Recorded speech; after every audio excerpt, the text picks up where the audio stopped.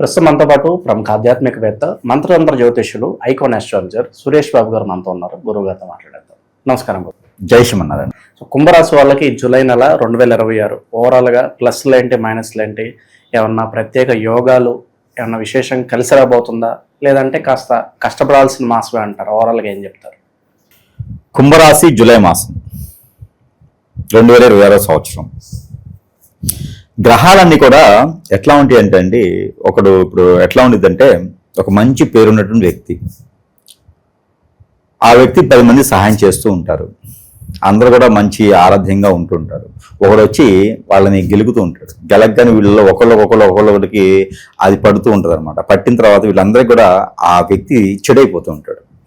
ఆ చెడైపోయిన వ్యక్తి అంటే ఇప్పుడు దాకా తిన్నటువంటి వ్యక్తులందరూ కూడా చెడుగా చూస్తూ ఉంటారు అనమాట. అంటే కుంభరాశి వాళ్ళ పరిస్థితి ఈ మాసంలో ఎలా ఉండిద్దంటే, చేసేదంతా కూడా సహాయం చేస్తూ, చేసేదంతా కూడా తింటూ, చేసేదంతా మన అనుకున్న వ్యక్తులందరూ కూడా వీరి మీద దండెత్తి వీరి మీద ఎన్నో రకాలైనటువంటి ఒక చెడుని చెప్పి కించపరిచేటువంటి మాసంగా చెప్పుకోవచ్చు.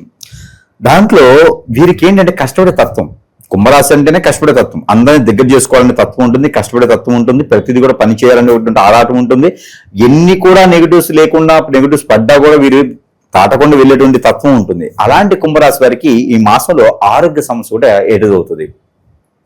ఈ ఆరోగ్య సమస్య ఎందుకు వస్తుందంటే కనుక, రాహు 2వ స్థానంలోకి వెళ్ళిపోతూ ఉన్నాడు. దాంతోపాటు ఇక్కడ కర్కాటక రాశిలో బుధుడు గురువు ఇద్దరు కలిసి ఉన్నారు. దీంతో మిథున మనకి కర్కాటక రాశి బుధుడు గురువు కలిసి ఉండటం ఈ యొక్క జూలై మాసం మొత్తం. అలానే కుంభరాశిలో నుంచి రాహు వెళ్ళిపోవడం.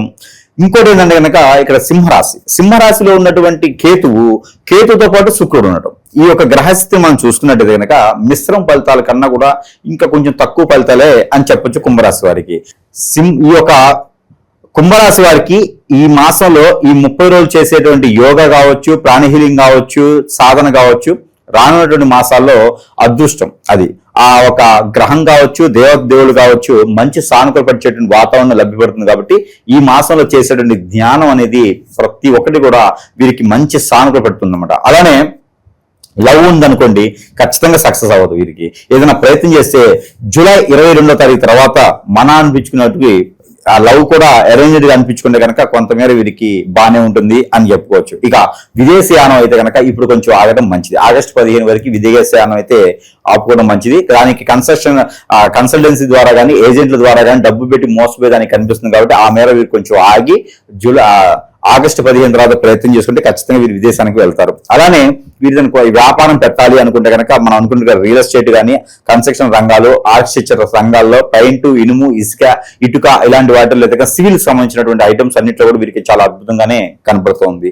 ఇకపోతే కుంభరాశి వారు ఏదైనా బాగాలేనప్పుడు, గ్రహాలన్నీ సానుకూలంగా లేనప్పుడు ఏదైనా దాన ధర్మాలు, యజ్ఞ యాగ హోమ జపాలు చేసుకుంటే, పూజలు శాంతి హోమాలు చేయించుకుంటే సరిపోతుంది. అలా కాకుండా నా జాతకం బాగాలేదు, నాకు అష్టదిబ్బంది అయిపోయింది, నా టైం బాగాలేదు, నా గ్రహాలు బాగాలేవు, నేను ఇంతే, నా బతికింతే అనుకున్నారనుకోండి, ఖచ్చితంగా మనం ఎందుకు వచ్చామో, ఎందుకు చేస్తున్నామో, ఎందుకు మనం ఏజ్ ఉంటుందో కూడా తెలియకుండా అయిపోతుంది. కాబట్టి ప్రతి ఒక్కరు గమనించుకోవాలి, గ్రహించుకోవాలి, ఆలోచించుకోవాలి, దాన్ని బట్టి ఆరాధన చేసుకోవాలి. ఏమిటంటే మనకి ఎప్పుడైనా ఏదైనా పని అవ్వట్లేదు, ఒకసారి అంటే అయిపోయింది, 2 సార్లు అవ్వట్లేదు అన్నప్పుడు గ్రహించుకోవాలి. రెండోది, అందరూ మనకు దూరం అవుతున్నారు ఎందుకు, అలానే ఎందులో పెట్టుబడి పెట్టినా వ్యాపారం నష్టమైతే ఉంది ఏంటి, అందరికీ కుంభరాశి వాళ్ళకి ఇలానే ఉందా, నాకు ఇలానే ఉందా గమనించుకోండి.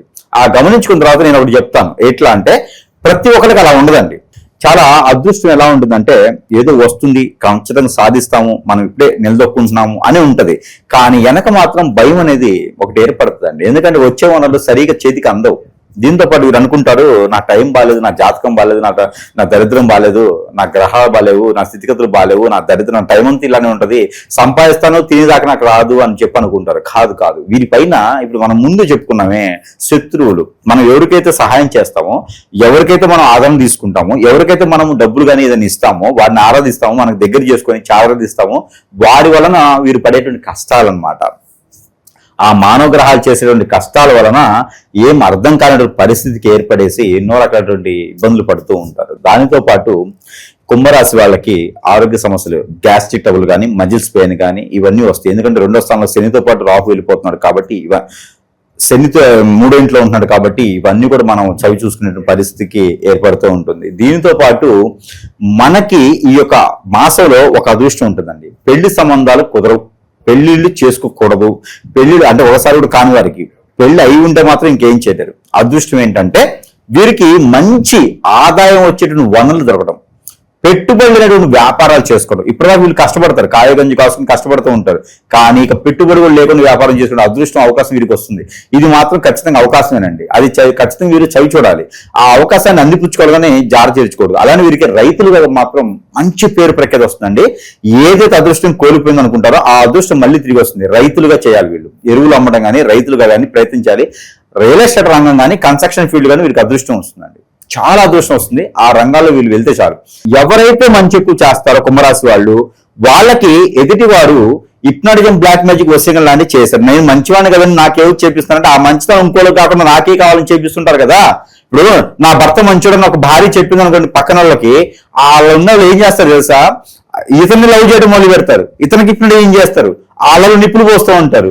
అలానే నా భార్య మంచిదని వేరే వాళ్ళు చెప్పారనుకోండి, ఆ భార్యమే కన్నేస్తారు, వాళ్ళ భార్య కాదు వీళ్ళ భార్య మేము కన్నేస్తూ ఉంటారు. అలాంటి దరిద్రుడు వ్యవస్థ మన దాంట్లో ఇప్పుడు ప్రజెంట్ నడుస్తుంది. కాబట్టి ఎవరికి పర్సనల్ విషయాలు చెప్పకూడదు, చాలా జాగ్రత్తగా ఉండాలి. మీరు మంచివారే కాదని అల్లా, కానీ ఆ మంచివారికి కష్టాలు ఉంటాయి.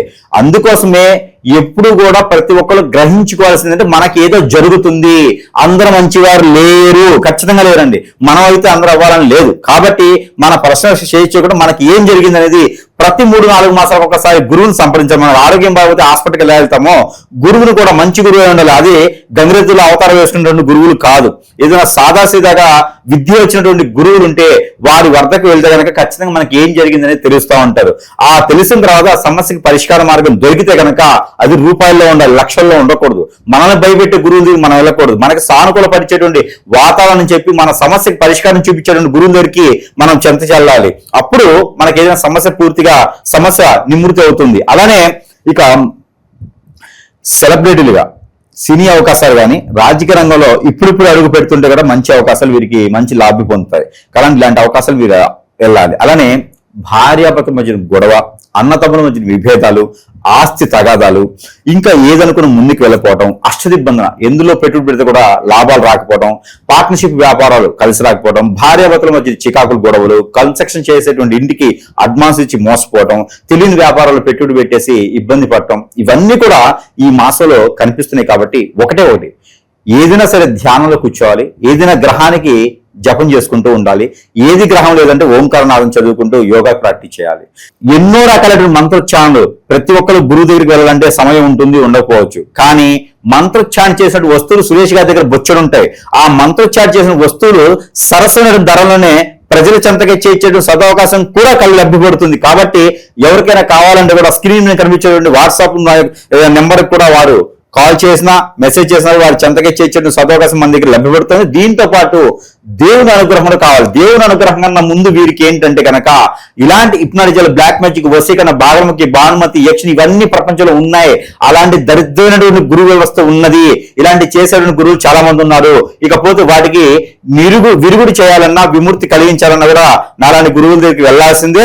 నేను గొప్పని ప్రపంచంలో నేనే అని కాదు, నాలాగా చేసేటువంటి సాధన చేసే గురువుల్ని ఎంచుకొని వెళ్ళాలి. కాబట్టి అలా వెళ్ళినప్పుడే మనకు అదృష్టం, అవకాశం అన్ని కూడా మనకి సానుకూలంగా ఉంటా ఉంటాయి. ఇక వీరికి కావాల్సిన విషయం ఏంటంటే కనుక వీరికి కలిసి వచ్చేటువంటి colour black and white and green, 3 colours వీరికి బాగా కలిసి వస్తాయి. ఇక వీరికి కలిసి వచ్చేటువంటి వారం శనివారం, మంగళవారం అద్భుతం కలిసి వస్తుంది.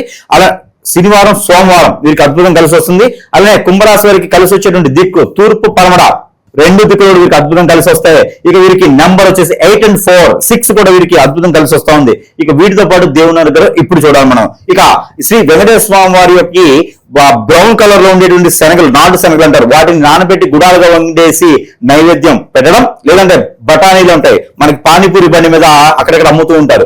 ఆ బఠానీతో మన గుగ్గిలు వండేసి స్వామివారికి నైవేద్యంగా సమర్పించడం. హనుమాన్ మందిరంలో అరటి పళ్ళు కనీసం 1 డజన్ అయినా సరే సమర్పించుకొని హనుమాన్ మందిరంలో ఆకుపూజ చేయించుకుంటే కనుక 11 ప్రదక్షిణాలు చేస్తే వీరికి ఎనడలేనటువంటి శక్తి యుక్తులే కాకుండా ఎన్నో రకాలైన సానుకూల పడేటువంటి లభ్యపడుతూ ఉంటుంది. కాబట్టి ఇంకా కావాలంటే ఏదైనా ఖచ్చితంగా గురువుని సంప్రదించాల్సింది. కానీ ప్రతి మనిషి కూడా ఏదో ఒక ప్రపంచానికి ఏం చెప్పినా వారి ఇంటి వరకు బాధ్యత కోసమే బతుకుతూ ఉండాలి. అలానే ఒక మనిషి కోసం మన జీవితం ఆగకూడదు, ఒక మనిషి కోసం మన జీవితం పోకూడదు. అలానే మనం నెగిటివ్ థాట్స్ ఏది కూడా మనకి రాకూడదు. కాలం వచ్చి పోవాలి తప్పితే మనం ప్రత్యేకంగా పోవాలని అనుకోకూడదు. అలాంటి థాట్స్ వస్తున్నా కూడా అది కూడా నెగిటివిటీనే. అలాంటివి ఉన్నా కూడా ఖచ్చితంగా సంప్రదించండి. ఓవరాల్ గా ఈ జూలై మాసం మీ రాశి వాళ్ళందరికీ కూడా ఏ విధంగా ఉంటుందో మంచి విశ్లేషణ అందించారు. ధన్యవాదాలు.